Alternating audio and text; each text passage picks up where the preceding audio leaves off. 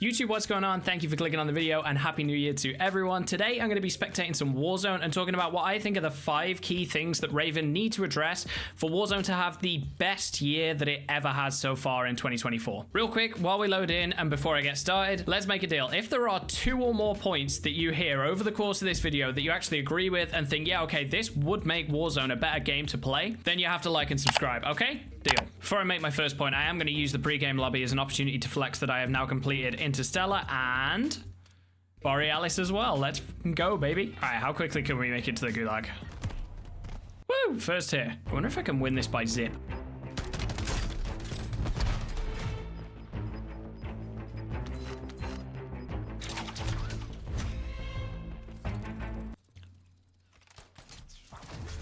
Okay, I did shoot him, but I still won by zip. I wonder if there are any sweats in Old Town. He shot at me and ran away.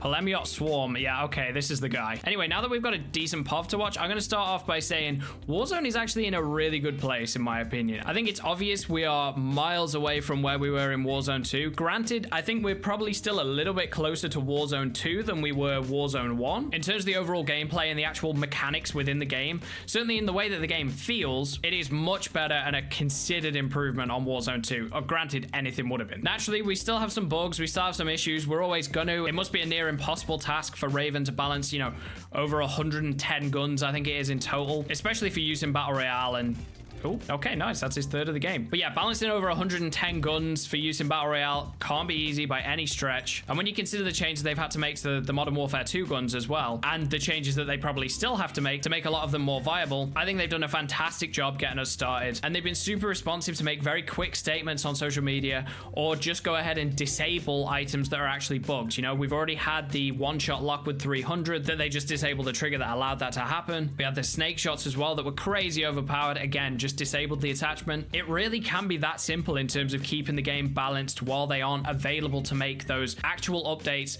there and then when they're in the office. And I gotta say, full credit to them for doing that, because we haven't seen that from Infinity Ward over the past year, 18 months, however long it's been. But to caveat, one thing I'm having major issues with so far in Warzone 3 or Warzone Kazakhstan, whatever we're calling it, is server stability. Now, this lobby's looked a little better than most that I've played in recently, and I will say that when I'm playing at off-peak time, so early in the morning and stuff, I've seen a much better performance in the game overall. Everything feels smoother, less lag, less hitching. But when we get around to peak time of like 5-6 p.m. and onwards through to like, I don't know, probably 11 o'clock midnight, these servers feel awful. Everything feels so stuttery. Running and rotating about the map, it feels super laggy and delayed. I get a lot of the diving when I have slide only turned on, purely because you can tell it's taking so long to register that input on the game that it actually registers it as a dive. And I think from what I've seen on streams, American servers aren't nearly as bad. Granted, they still have moments at peak time where things are worse and a bit more laggy or hitchy than they are at off peak. Of course, that's always going to be the way, but the EU servers particularly seem much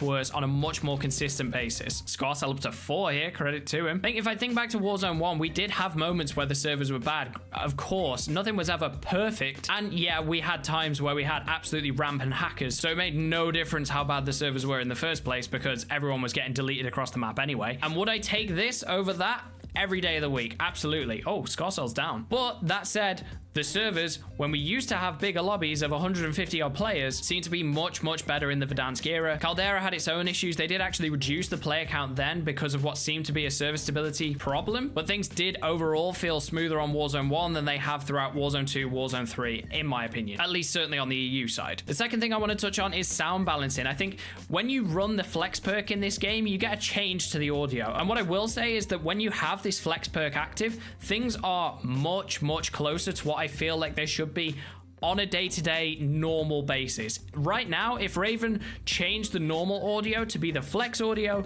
I think we'd remove a lot of the problems that we currently have in terms of the actual balancing. Oh, someone's saying we have a hacker in the lobby, just to interrupt. I wonder if we'll end up spectating him. Anyway, without the flex perk, everything feels super compressed right now. You can run around inside a room and your footsteps feel a little bit muffled. You've got chest audio just like awkwardly humming in the background. Then opening different containers, everything feels a bit tinny. All of the audio, and granted, I'm not an expert, but all of the audio feels really squashed. It doesn't feel like each individual source has room to breathe.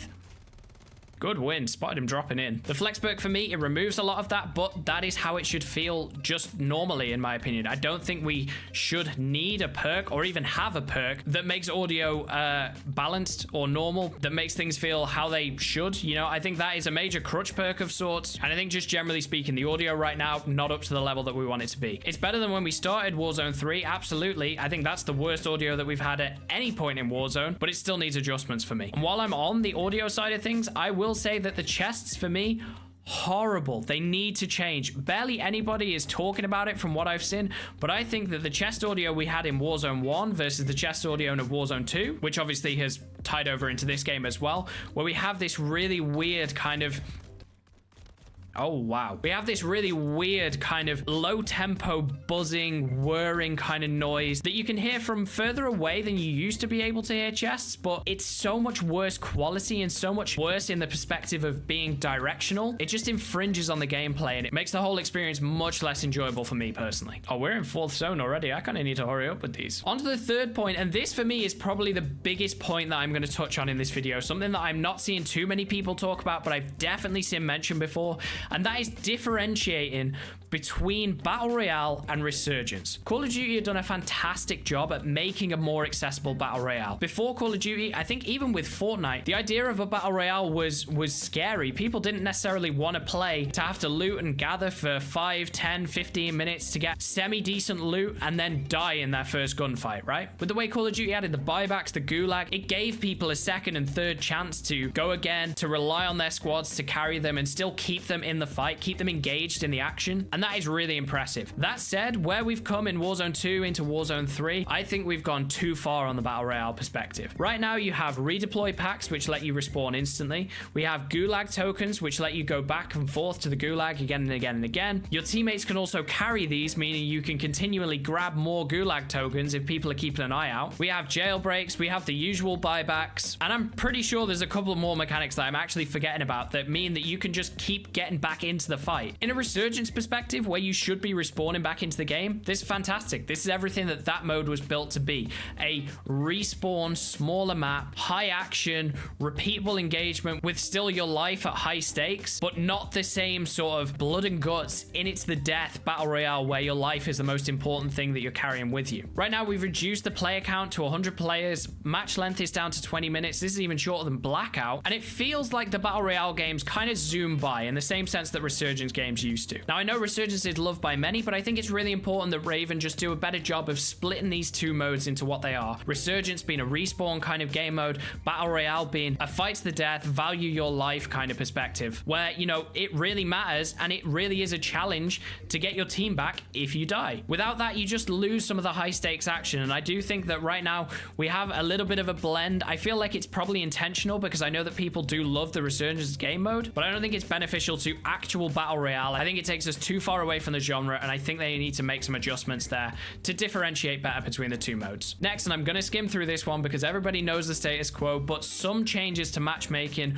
would be really important in Warzone, in my opinion. I think skill-based matchmaking is too strong right now. Of course, lots of people have said that, but I mean, I got on in the morning with a friend the other day. We played 2 games, dropped back-to-back wins, high kills in both, and then all of a sudden we got back into what felt like more skill-based matchmaking dictated lobbies. It felt very inorganic versus the games we had before, where we were going around and some players weren't so good, we were able to kill them easily, and then some were really good. They took us off guard. It felt organic. It felt real. These days, when I get on after work around 6 o'clock through to 11 o'clock in that kind of peak sweat time zone, some of these games, they feel awful. Everything feels so engineered of players that are as good as me or who value their life and sit in rooms stacked up together, and it doesn't feel like a true Battle Royale experience of things being super mixed, of not knowing what to expect, and you often don't see the lobby utilize all of the different kind of guns that are available. Of course, people are going to be using the meta more than many other guns, but regardless, I barely see shotguns in my lobby, even though there's plenty of powerful ones. I barely see ARs. I don't see any tactical rifles. No Modern Warfare 2 guns. You can't tell me that people aren't running these in some other lobbies. Instead, I just see a lot of battle rifles, LMGs, submachine guns, everybody running the same things. It doesn't feel like the true experience of what this game can be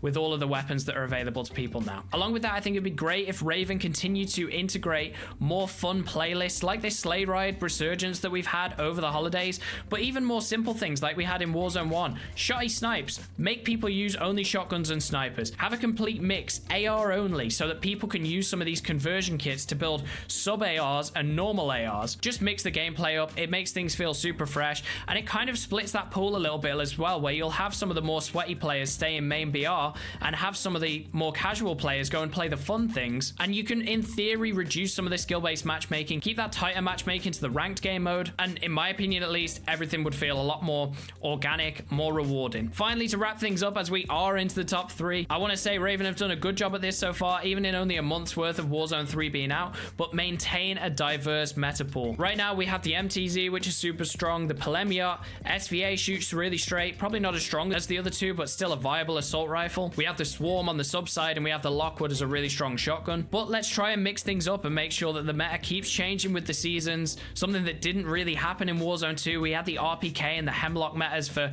around about 2-3 months each, if I remember right. But if I think back to Warzone 1, the back end of that, or even Warzone Caldera, Raven made sure to mix things up. People were using lots of different guns kind of month over month, and even those who stuck exclusively to the meta were having to continually change their loadout and try new things. I think it's really important that they maintain this kind of clip first mentality where sure, not everybody is out there trying to create content, but everybody is out there making plays. Everyone in Warzone 1 enjoyed the sniper plays you could get from anywhere from 3 to 500 meters with these crazy long shots. Vasperson wins with the beatdown. We have our winner there, ladies and gentlemen. But everyone enjoyed these different mechanics. You could get a one-shot snipe from crazy far away. You could slide about with movement-based AR sub builds. You could run the sweatiest sub and get mixy in buildings. You could run a shotgun and do the exact same thing. LMGs, you could spray down a whole team at medium range. Right now, we're close to having that, but I think it's really important that Raven maintain that kind of attitude that allows us to have one-shot headshot snipers back in the game. And I don't think that we should have